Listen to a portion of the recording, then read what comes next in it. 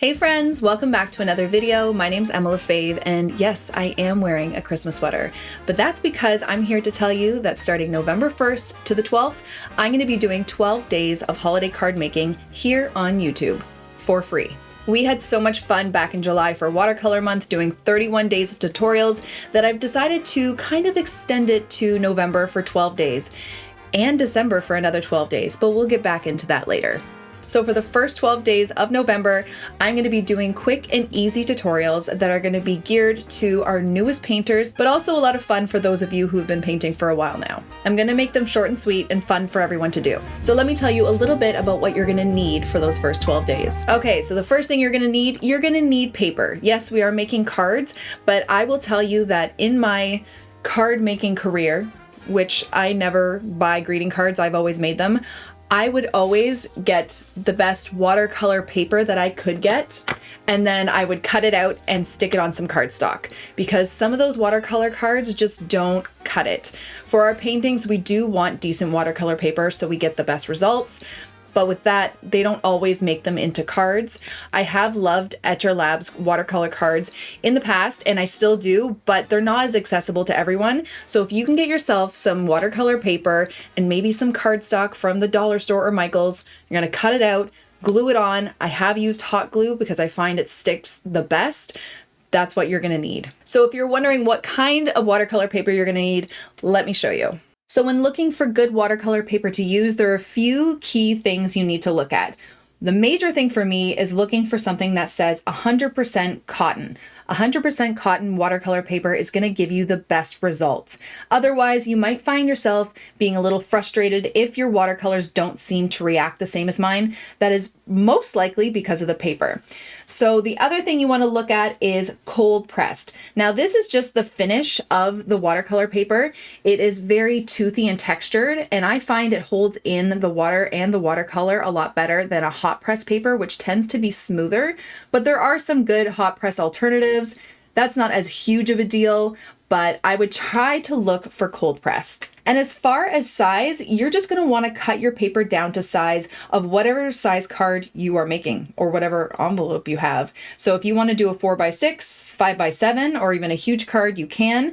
I am going to make the tutorials probably more of like a standard little card size, so I might just, cut this paper into half, but it's totally up to you of how you want to cut it and how big you want it to be. Some of my favorite papers that are not super expensive are this Meeden watercolor paper. Really love it. You can find it on Amazon.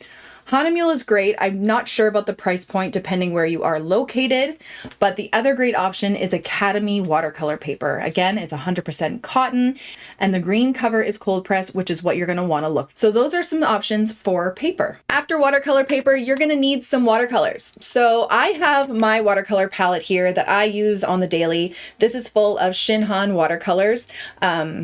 This is full of Shinhan PWC professional watercolors.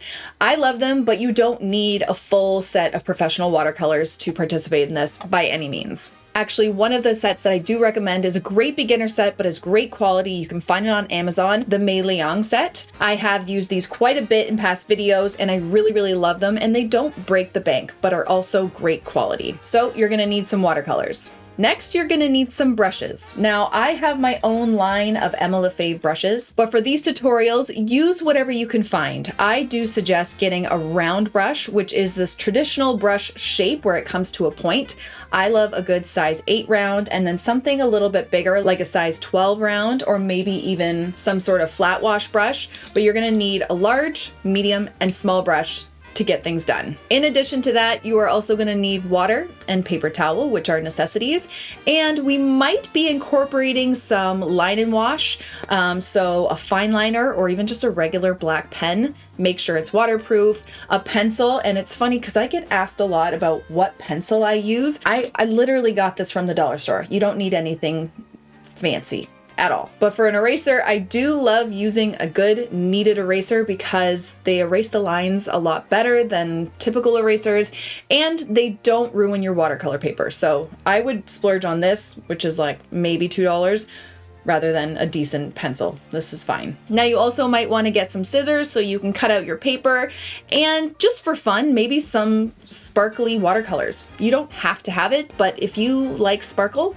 you might want to just get some. And I have found pretty decent sparkly watercolors at the dollar store, so you don't need to go and break the bank for that either. But all in all, that's about it. You're gonna need some paper, paint, brushes, few other things, but really all you're gonna need is to bring yourself to the table, willing to learn and give it a try, because we're gonna have so much fun.